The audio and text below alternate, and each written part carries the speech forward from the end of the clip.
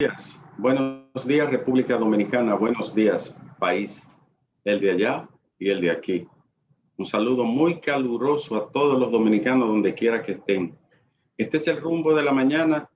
Son las 7 menos 1 minuto aquí y exactamente en todo el país. Señores, recuerden suscribirse a nuestro canal de YouTube. Los que no lo han hecho, atención, atención, atención. Seguirnos a través de nuestras redes sociales y plataformas en Facebook, Twitter, Instagram y nuestro canal de YouTube, El Rumbo de la Mañana. Informar que anoche, como se había pautado, hubo toque de cacerola en algunos sectores del distrito. No fue amplio ni masivo, pero fue una manifestación convocada con todo el derecho para las personas que se sienten afectadas por el cierre de los bares y restaurantes. Y decía yo hace solo minutos que esa gente debe de ser escuchada.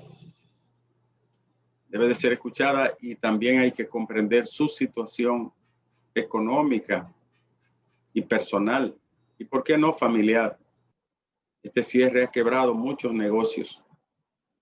Y todo lo que puedan ser salvados mediante alguna fórmula o mecanismo razonable, hay que hacer todo el esfuerzo por ello. Por eso deben de sentarse y escuchar a los bares y restaurantes para buscar alguna fórmula, advenimiento en el que ellos puedan operar, naturalmente cumpliendo con los protocolos y la ley establecida. ¿Es difícil? Sí. ¿Los dominicanos son complicados? Sí, lo son. ¿Es cierto que si le permiten una mesa de 4 se van a meter 8? Sí. Bueno, todo eso lo sabemos y es real. Pero para eso están los supervisores, los fiscalizadores y los vigilantes. Yo ponía el ejemplo de Nueva York, que como los lugares cerrados son lo más propicios para la propagación del virus, Nueva York permitió la salida de las mesas a las aceras y a los lugares externos de los restaurantes. Y se estableció una fórmula muy simple. En algunos lugares se establecieron carpas pequeñas, sencillas, y en otros mesas al aire libre. Se dispuso un número específico de comensales a sentarse en la mesa y una distancia entre ellos. Pero ¿qué hizo la ciudad de Nueva York? Que le puso un vigilante a cada restaurante. Al que encontraban rompiendo las reglas y la ley, la multa era tan grande que no se iba a atrever a hacerlo nunca más. Y le impuso multas la ciudad. Y funcionó así hasta que llegó el invierno. Ya con la situación del frío era imposible estar en los exteriores de los bares y restaurantes, pero estuvo funcionando así durante un buen tiempo. Podemos hacer lo mismo. Aquí hay un personal amplísimo en salud pública y en otras dependencias, haciendo casi nada, que pudiera ir y vigilar y supervisar los bares y los restaurantes y sencillamente reportar el cumplimiento o el no cumplimiento. Hay un amigo que me escribió temprano y me dijo que están hace días, muchos días, buscando una fórmula para ello. Pero cierto es que la gente, los empresarios pequeños y medianos de bares y restaurantes ya no aguantan más. Hay que escucharlo y hay que tomar en cuenta y consideración su situación crítica, que es casi insostenible. Ojalá le escuchen y ojalá esa fórmula que están diseñando pueda aplicarse pronto y consensuarse con este sector que es dinámico y que es importante también, porque la diversión es parte de la vida humana. Dice la Procuraduría General de la República que está tras los pasos de miembros de la Cámara de Cuentas que se dedicaron a maquillar auditorías para favorecer a determinados sujetos y también desnaturalizar elementos de prueba que son indispensables para enjuiciar a presuntos delincuentes. Lo cierto es que es una vergüenza sobre la vergüenza. Ayer dijo el magistrado Wilson Camacho, de forma directa y sin titubeos, que lo de la Cámara de Cuentas se inscribe en un una obstrucción directa y una asociación para delinquir en razón de que algunos de sus miembros han estado involucrados en la alteración de datos y evidencias de auditorías comprometedoras de la responsabilidad de algunas personas. Esto es como para morirse de vergüenza, honestamente hablando. Que el órgano que debe de vigilar y cuidar, fiscalizar el manejo de los fondos públicos, se ponga al servicio del bandidaje administrativo y político. Sería un hecho deleznable, bochornoso, repudiable. Y parece que sí, que hay posibilidades de que alguna de esa gente sea encausada. Lo más llamativo ayer es que el presidente de la Cámara de Cuentas dijo que él no sabía nada de lo que estaba pasando. Válgame Dios, en nombre de Dios. ¿Y dónde estaba el presidente de la Cámara de Cuentas? ¿En una catacumba subterránea o en algún planeta o exoplaneta del sistema solar? ¿Cómo que no sabía qué estaba pasando? ¿Y cuál es su función? Y aquí lo manda la ley 1001 y la Constitución de la República. Pero si él es la cabeza de ese órgano, ¿cómo no sabía qué estaba pasando? Es risible esa opinión, pero también ridícula. Usted me va a decir a mí que el presidente del órgano no sabía que tiene sus técnicos, sus asesores, sus abogados, juristas, sus auditores. No sabía qué estaba ocurriendo allí. Pero además es una forma de irresponsable de evadirse de una responsabilidad que le atañe de principio a fin. Las cosas de este país parecen no tener fin, las cosas negativas, como si fuera un eterno retorno a hacer lo mismo de forma mal hecha. Hay que esperar qué va a pasar con la Cámara de Cuentas. Señores, si se da el caso, porque cuenten con las evidencias y las pruebas necesarias de que esta gente sea encausada, sería una vergüenza de orden internacional pocas veces visto. Pero hay que continuar y este país tiene, aún en medio de esta crisis económica y sanitaria, este país tiene que seguir luchando por la decencia pública, por el respeto al ordenamiento público. No podemos permitir, señores, que el tigueraje de ningún color, tamaño o partido imponga las reglas de la delincuencia para organizar el país. Eso no podemos permitirlo. Esa Procuraduría General de la República tiene que devolverle a la nación la fe de que aquellos que hagan las cosas indebidas enfrentarán la justicia.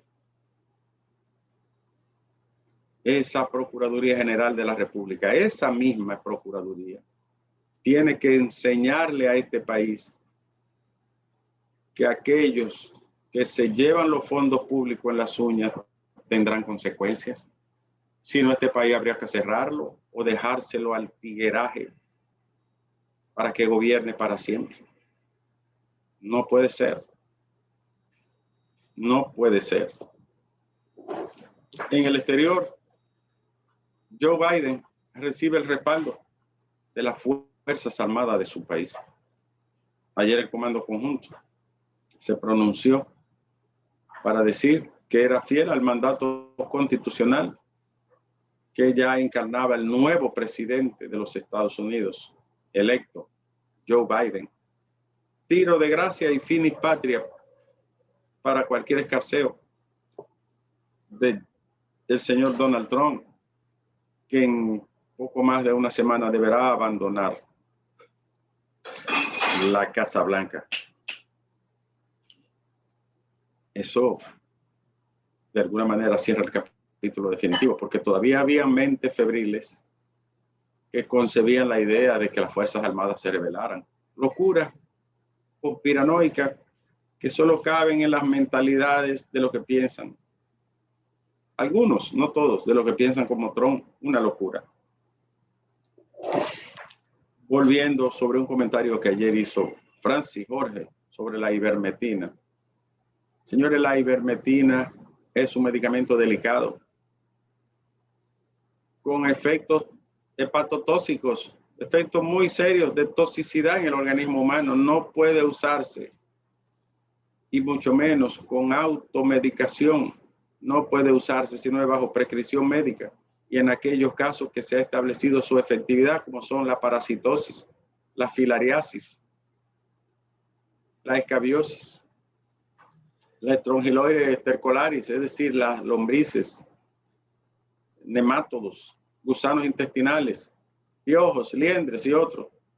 Y también en el campo de la veterinaria para determinadas enfermedades y parasitosis o zoonosis, como se le llama también, animales. No puede producirse una automedicación. Yo no puedo medicarle a la gente si no tengo conciencia y conocimiento de los efectos que va a producir. Es delicado, señores. Todos los medicamentos tienen efectos adversos, colaterales y consecuencias. No puede darse a lo loco la ivermectina. Hay que entenderlo de una vez y por todas. Puede incluso que sus efectos no se produzcan de una vez, sino al corto plazo. Por ejemplo, los efectos hepáticos. Por eso, cuidado, mucho cuidado con el intento de hacer uso profiláctico que pudiera generar daño en algunas personas. Más que bien, además, no se ha establecido que el uso profiláctico pueda prevenir la afección del COVID por este medicamento que se ideó para otros fines, especialmente como antiparasitario. Tres testigos de Odebrecht han pasado ya por el juicio que se lleva a esta empresa. Pese a los escarceos y las teorías sobre las pruebas que he visto, esta gente, sobre todo Dantas Becerra, se la ha puesto difícil a muchos imputados. Y se la ha puesto difícil porque lo que hace la hipótesis jurídica es corroborar lo dicho por él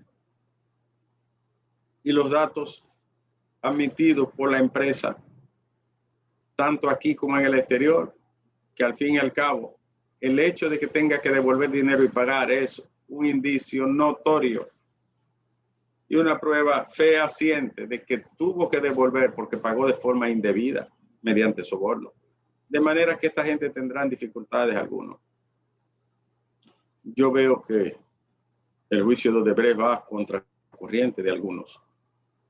No he pensado en que pudieran algunos aplicarle la prescripción, es decir, que por los años que han transcurrido desde los eventos iniciales de Odebrecht hayan pasado ya 10, 20 años y haya prescrito la acción, el caso. Eso sería otra historia. Pero hay otros que van a cargar pesado. Anoten lo que así será. 27% del turismo apenas fue lo alcanzado en esta etapa de reapertura en medio de esta situación. 27% nada más de turistas en comparación con el año pasado para la misma fecha. Es decir, una caída brutal del turismo y sus actividades productivas y generadoras de divisas y de riqueza. Preocupante. Se habla, por lo tanto, de una transición muy traumática de recuperación en medio de este proceso. Países como Cuba, para citar un ejemplo, se han visto en la obligación de cerrar nueva vez, porque ha sido mediante los viajes y el turismo, la nueva etapa de infección que ha afectado la isla y que ha provocado una gran cantidad de casos en estos días. Con esto lo que queremos decir, señores, que lo delicado de este asunto no es nada más la gente que se infecta, o los que pueden fallecer, que es lo más doloroso y triste. Es que la manera como ha afectado y erosionado los factores productivos especialmente el turismo, es horrible. Es una caída brutal de los ingresos de este renglón que forma parte de las columnas de soporte de la economía nacional, junto con las remesas, las pocas exportaciones que tenemos y el aparato tributario que tiene el país. Esperemos a ver qué ocurre.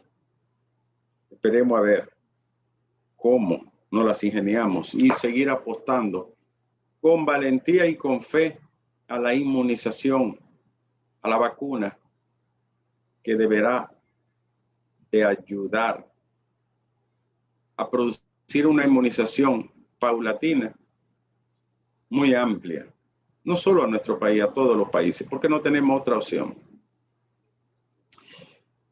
Señores,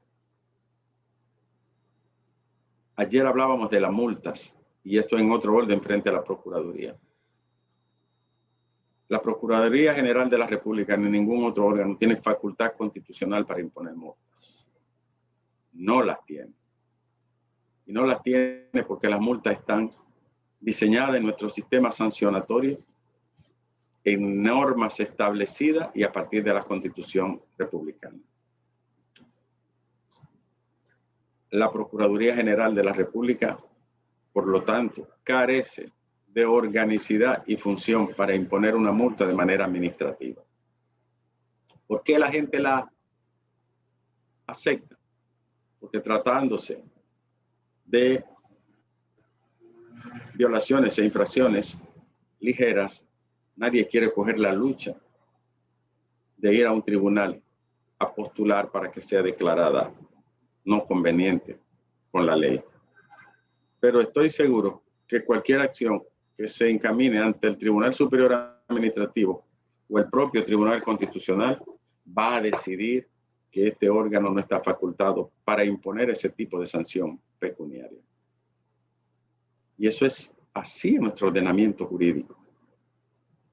Por lo tanto, yo no sé si fue con un carácter disuasivo para imprimirle temor a la gente al momento de golpearle el bolsillo, o sería una medida pensada y concienzudamente sopesada que a toda luz carece de facultad el órgano persecutor de los delitos, que es la Procuraduría General de la República.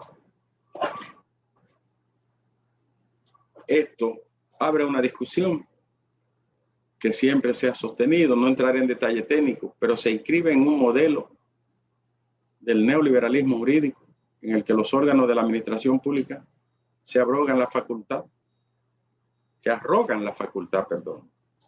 de imponer sanciones de forma administrativa y superando todos los filtros de la legalidad. Es la tendencia llamada en América Latina y parte de Europa administrativización del derecho. Por eso ustedes ven, Medio Ambiente impone multa, DGC impone multa, el órgano tributario impone multa, Proconsumidor impone multa, pero ellos no son tribunales. ¿Cómo pueden imponer una multa si solo es una facultad de los tribunales de la República? Una costumbre que impuso la administrativización del derecho, sobre todo el derecho sancionador y el derecho punitivo. Es una discusión más técnica y más amplia, en la que no entraré en detalle y que es un trabajo en el que yo me he empeñado y elaborado tesis al respecto. Pero no voy a entrar en ese campo. Lo cierto es que nuestro sistema penológico de sanción establece penas privativas de libertad, penas pecuniarias como la multa y la garantía económica y sanciones de carácter civil como la inhabilitación. No más de ahí. Y eso solo puede hacerlo el órgano sancionador para esos fines, que son los tribunales de la nación. Lo demás tiene que estar remitido a una ley y hasta ahí es discutible. Incluso la ley sobre los actos de la administración pública, la 107. Pero esa es otra discusión, que no solo ocurre en nuestro país, en varios países de nuestra órbita. Por último, el acuerdo entre República Dominicana y Haití. Miren, señores, es un buen acuerdo en las letras y el papel. La realidad es que la gente que viene de Haití no tiene documentos, no tiene acta de identidad, no tiene registro en su país. Y le voy a decir algo, es mejor registrarlo aquí para su país que usted tener una nación sin documento en la plena oscuridad jurídica y en el pleno ostracismo civil. Hay que hacer un esfuerzo y le saldría al país mucho más económico hacer esa inversión porque ellos no lo van a hacer. Parece increíble y hasta metafísico que en el siglo XXI una nación no sea capaz de asentar el nombre de sus niños que nacen en un libro de registro civil. Parece mentira que en el siglo XXI un pobre país no tenga la capacidad de anotar en un simple libro de registro de identidad a las personas que nacen en sus hospitales y en sus lugares, en su suelo. Pero es así y es una realidad muy dura. Y los fenómenos sociales tienen un aspecto real y otro aspecto que se llama realidad. Lo real es lo que está detrás. Si nosotros no lo hacemos, van a seguir llegando sin documentos y sin identidad. Y lo que le va a generar al país un problema cada vez mayor de falsificación, suplantación y además, en el caso de la delincuencia, usted no puede ubicar a nadie porque usted no tiene documentos de nadie ni tiene asiento de nadie. En el caso de su país, es una ayuda que no saldrá tan costosa para nosotros, pero que tendrá valor, porque usted tiene por lo menos un control y también puede censar la cantidad de gente que tiene aquí. Ahora, ¿se cumplirá eso a cabalidad como se ha firmado? Ahí está el detalle.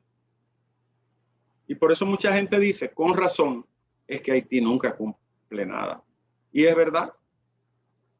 Se firman acuerdos y tras acuerdos. Mi tesis en seguridad fue sobre las relaciones dominico-haitianas. Y la cantidad de documentos que se han firmado, decenas de documentos, centenas se puede hablar de documentos. Y no se cumple nada, porque a gente de allá y de aquí le favorece el caos, el desorden y la ausencia de reglas. De cualquier manera, este acuerdo, que además contempla la construcción de hospitales con colaboración de la comunidad internacional en suelo haitiano, tiene valor. Tiene valor en el papel. ¿Podrá dársele vida? Es decir, sentido práctico a lo firmado. Esperemos. Yo lo considero humildemente que fue una buena intención y que el espíritu de lo acordado es positivo, porque la realidad es que de las personas que salen de Haití, casi el 70% no tiene un papelito encima porque su propia nación no se lo ha otorgado. Y si nosotros podemos asentarlo en su libro y enviárselo, mire, ustedes tienen tanto y son estos, y estos son su nombre y estas son las dotaciones que tendrán. Es una manera de colaborar que nos saldrá más económico que tener una nación sin documento dentro de nuestra nación. Ojalá y se cumpla. Y ojalá todo lo que se haga en colaboración con ese pobre país vaya en su beneficio y también y de manera especial en nuestro beneficio y protección, porque no he conocido en la historia humana ninguna nación que tenga otra nación adentro sin documentos y sin registro, porque todos sabemos que la consecuencia de eso es, tarde o temprano, catastrófica. Sí.